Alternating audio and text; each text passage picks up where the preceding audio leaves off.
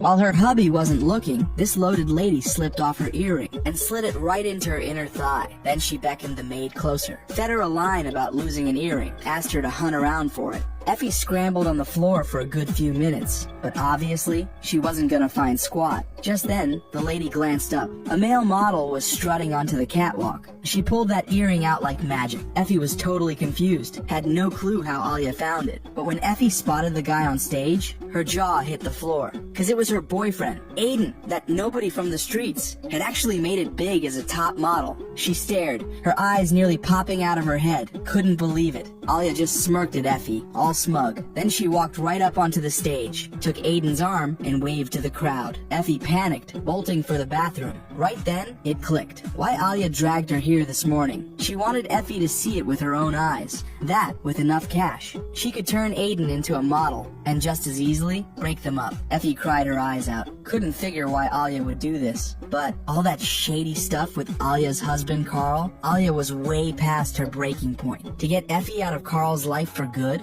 First thing next morning, Alia called them both to the mansion, politely asked them to sit down first, then started talking about her late father. The thing she remembered most, how he'd arrange weddings for all his longtime staff. Effie was completely lost, had no idea what Alia was getting at. Alia cut straight to the chase. يعني لو البابا كان بعده عايش ما كان خليكن تنطروا لهلا، لهيك قررت اعمل مثله. انا رح اتكفل بكل مصاريف زواجكم، وما في داعي تفكروا بأي تفصيلة من تفاصيل العرس. Aiden's eyes went wide. Couldn't believe his luck. This was nuts. But Alia had one condition. The wedding had to happen ASAP. Over the moon, Aiden grabbed Effie in a hug before Effie could even think it through. Alia jumped in, all sweet-like. You've got nothing to worry about. Hun, I've got everything covered. Just like that. Effie's wedding was set in stone. But when Alia's brother, Bassa, heard the news that afternoon, Bassa totally lost it, started beating himself up like crazy. Cause he'd been banking on his sister hooking him up with Effie. Never dreamed Alia would marry Effie off to someone else. Pissed off Bassa actually burst right into Alia's bathroom. Sis was in the shower, but her little brother snuck right in. Then, catching her totally off guard, he dove straight into the tub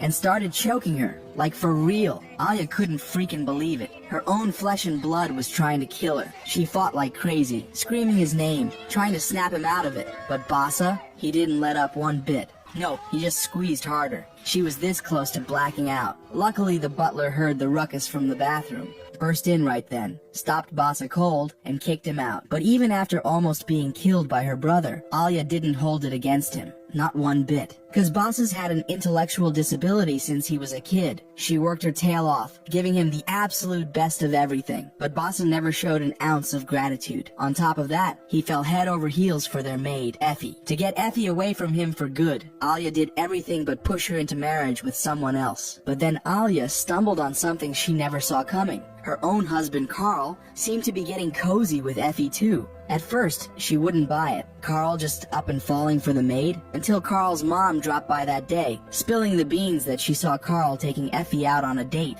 on his motorcycle. Alia put on a smile and brushed it off like impossible. But inside, she was totally freaking out. After her mother-in-law took off, Alia paced her room like a caged animal, back and forth like a dozen times. The rage inside her, it just kept building and building. She just couldn't wrap her head around it. She's this big success story, right? So how come she couldn't keep her own husband hooked? But here's the kicker. What really burned her up with shame and rage? The other woman was her own maid, right under her nose.